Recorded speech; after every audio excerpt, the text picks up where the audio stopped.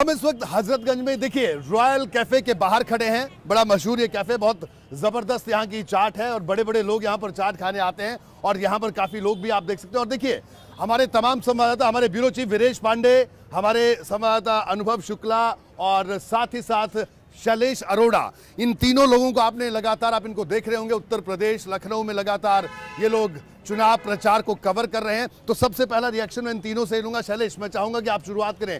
कितनी दिलचस्प इस बार की जंग है, लखनऊ की जंग, क्या कहना है आपका?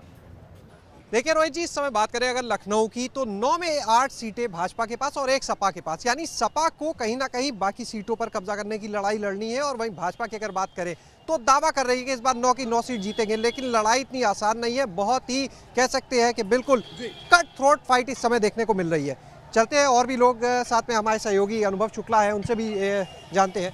अनुभव, आप बताएं क्या कहना चाहेंगे, किस तरह से देख रहे हैं पूरी इस लड़ाई को आप? देखिए, लखनऊ की 9 सीटें हैं और बहुत महत्वपूर्ण है। क्योंकि पूरी लड़ाई लखनऊ पहुंचने की है। हर कोई विधानसभा पहुंचना चाहता है जो लखनऊ में ही है, और ऐसे में लखनऊ की 9 सीटें बहुत महत्वपूर्ण हो जाती। क्योंकि जो यहाँ से जीतता है, ज़्यादातर सरकारों में हमने देखा 2 या 3 मिनिस्टर यहाँ से बनते हैं, इसीलिए यहाँ टिकट पाने की भी ओर है और टिकट बांटने में भी माथापच्ची है। वो हमने बीजेपी में भी देखी, किस तरीके से नामांकन खत्म हो रहा था, उससे 2 दिन पहले नाम घोषित हुए। वो हमने समाजवादी पार्टी में देखा, कितनी दिक्कत रही वहाँ पर। एक बार कैंडिडेट उतारा, फिर उसको कहा पर्चा भरो, फिर पर्चा नहीं भरा, तो ये दोनों पार्टियों के लिए दिक्कत रही। हालांकि दावे सबके हैं, बीजेपी कह रही है हम 9 सीटें जीतेंगे, समाजवादी पार्टी कह रही है पिछली बार 1 जीता था, इस बार 3 जीतेंगे। वो जनता फैसला करेगी किसको जिता रही है। वीरेश पांडे जी भी हमारे साथ में हैं। वीरेश जी, आप बताएं आप किस तरह से देखते हैं इस पूरी लड़ाई को, कितनी दिलचस्प है चौथा चरण लखनऊ खास? देखिए, लखनऊ की अगर हम बात करें तो खासकर यहाँ की जो 9 सीटें हैं उस पर टिकट बंटवारे से ही स्पष्ट हो जाता था कि किस रूप में यहाँ पर लड़ाई चल रही है और कैसे टिकट लोग पाने के लिए कोशिश कर रहे हैं, जद्दोजहद कर रहे हैं, प्रयास कर रहे हैं सबकी। मैं चाहूंगा माइक मुझे दीजिए। आप बोलिए वीरेश, मैं माफी चाहूंगा, आपको रोका मैंने जी, आप बताइए, पूरी करिए अपनी बात। देखिए, जो इतिहास है वो साफ स्पष्ट कर रहा है कि अवध की जो लड़ाई होती है, जो इसमें जीतता है वही अवध में स्थित, लखनऊ स्थित जो विधानसभा है वही पहुंच पाता है।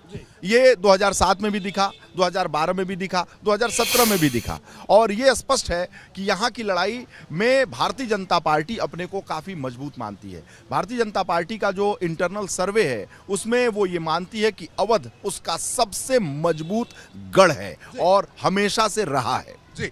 और कुल मिलाकर यही वो जंग है जिसको जीतने की कोशिश है। तो हमारे तमाम सहयोगियों की बात भी आपने सुनी, कुछ लोग भी यहाँ पर मौजूद हैं, उनसे बात करेंगे।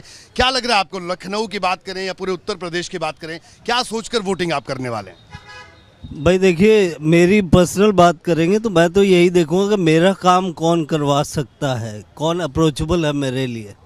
देखिए, बड़ी बात इन्होंने कही कि कौन अप्रोचेबल है। आप बताइए मैम, आप चाट खाने यहाँ आए थे या शॉपिंग करने आए हैं आप? मैं चाट खाने यहाँ पे आई थी और मैं एक डॉक्टर हूँ, और मेरा व्यू यही रहेगा कि जो भी सरकार यहाँ पे आए या जो भी यहाँ पे कैंडिडेट आए या जो भी लोग आए, वो कितना हेल्थ सेक्टर को कितना मोटिवेट कर सकता है, कितना बेटर कर सकता है। खासकर जो हमारे सरकारी अस्पताल हैं और जो गांव देहातों में जो CHC PHCs हैं, उनका कैसे डेवलपमेंट हो सकता है, वो मेरे लिए मोस्ट इंपॉर्टेंट है। बहुत वाजिब बात इन्होंने कही। और अगर अब ये देखिए, लखनऊ का वोटर प्रबुद्ध वोटर है, पूरे उत्तर प्रदेश का वोटर प्रबुद्ध वोटर है।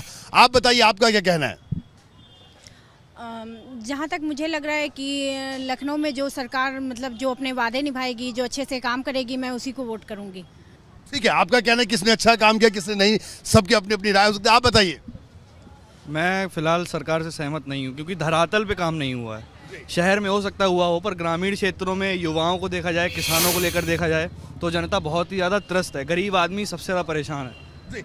तो देखा आपने, यहाँ पर हमने कुछ लोगों से भी बात की, तो लोगों की अपनी अपनी राय थी और लोग यही कह रहे हैं कि हम लोग, किसी ने कहा कि हम ऐसे प्रत्याशी को चुनेंगे जो सर्वसुलभ हो, आसानी से मिले, और कुछ लोगों ने यह भी कहा कि हम डेवलपमेंट को देखकर वोट करेंगे कि विकास कौन कर सकता है। सर, आप भी बताइए, ये विकास आपको मिला कहीं? सारे नेता कह रहे हैं, कोई कहता है 12 में हमने करवाया था, कोई कहता है 17 में करवाया था, कोई कह रहे हैं 17 में हुआ, 22 में होगा, 12 में भी हुआ था और 17 में भी हुआ। ऐसा नहीं है, जो भी सरकारें आती हैं वो डेवलपमेंट करती हैं, लेकिन वो कितना होता है इन रियलिटी में वो एक अलग बात है। लेकिन डेवलपमेंट अखिलेश जी ने भी करा था और डेवलपमेंट योगी जी ने भी करा है जी।